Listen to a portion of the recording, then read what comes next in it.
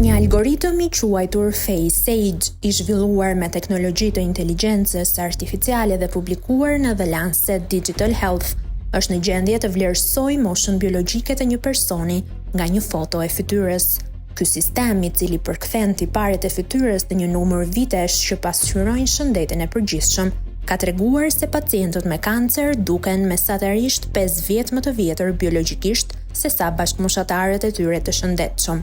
Programi u krijua për të përsosur atë që mjekët e quajnë testi i syrit, i cili është vlerësimi me sy të lirë i gjendjes shëndetësore të një personi.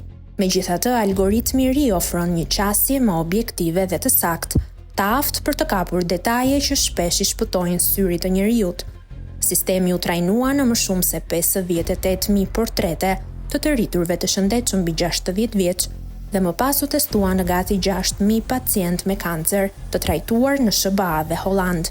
Rezultatet tregojnë se ata që kishin një moshë biologjike mbi 85 vjeç, edhe nëse kronologjikisht më të rinj, kishin perspektiva më të ulta mbijetese. Por nuk është vetëm një pamje gjendjes aktuale. Algoritmi ka provuar të jetë i aftë të parashikojë me saktësi të habitshme edhe rrezikun e vdekshmërisë brenda 6 muajve, duke të kaluar aftësitë parashikuese të 8 mjekëve ekspert, të cilëve ju kërkua të vlerësonin të njëjtat imazhe.